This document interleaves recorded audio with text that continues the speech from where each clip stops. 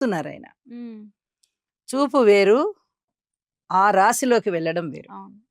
Just చూస్తున్నారు కాబట్టి కొన్ని రకాలైనటువంటి కారకత్వాలు కనిపిస్తూ ఉంటాయి. హ్మ్. ధనానికి లోటు లేని విధంగా ఉంటుంది. అయితే వివాహ జీవితంలో చిన్నపాటి ఇబ్బందులుండే అవకాశం ఉంది. ఆ వివాహానికి సంబంధించి ఎటువంటి ఇబ్బందులు లేకుండా సజావుగా జరిగిపోవాలి. ఇప్పుడు జరగవలసున్న యువతీ, యువకులకి. ఇది జాగ్రత్త తీసుకోవాలి. పూర్వమే వివాహం అయిపోయి ఉన్నవారు కొంచెం ఓర్పుగా చూసుకుంటూ వెళ్తే చాలు. హ్మ్. బానే ఉంటుంది వాళ్ళకి. లాభాల బాటలో ఉన్నారు. మంచిగా గురువుగారు గాని, రవి గాని లాభస్థానంలో ఉన్నారు. చాలా అదృష్టవంతమైన కాలమనే చెప్పొచ్చు. ఓకే. అనేక రకాల ద్రవ్య లాభాలు, ధన లాభాలు, వస్తు లాభాలు, వాహన లాభాలు, రకరకాలైనటువంటి లాభాలుండి మాతృవర్గ రీత్యా బావుంటుంది.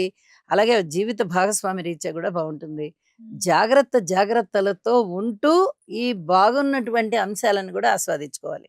ఓకే. అలాంటి పరిస్థితి. మరి మాసాంతంలోకి వెళ్ళేటప్పటికి వ్యయ స్థానంలో రవి, బుధ, కేతువులు ఉండిపోయారు. హ్మ్. అంతగా అనుకూలించే పరిస్థితులు కాదు. ఓకే. మరి రాశిలోకి శుక్రాచార్యుల వారు నీచలో ఉన్నారు. హ్మ్. ఇది కూడా కొంచెం ఇబ్బంది పెడుతుంది. ముఖ్యంగా ప్రేమ వ్యవహారాల పట్ల ఇబ్బంది కలుగుతూ ఉంటుంది కాబట్టి, వాటిని వీలైనంత వరకు పరిష్కారం చూపించుకుంటూ ముందరికి వెళ్ళడం అనేది మంచిది. ఓకే. ఎప్పుడో 4 రోజులు పోయిన తర్వాత చూద్దాంలే, 10 రోజులు పోయిన తర్వాత చూద్దాంలే అని వాయిదా వేయకూడదు. ఓకే. ఏ చిన్న సమస్యనైనా అతి త్వరగా పరిష్కారం చేసినట్లయితే చాలా మంచిది. అమ్మ మరి కన్య రాశి వాళ్ళకి విద్యలో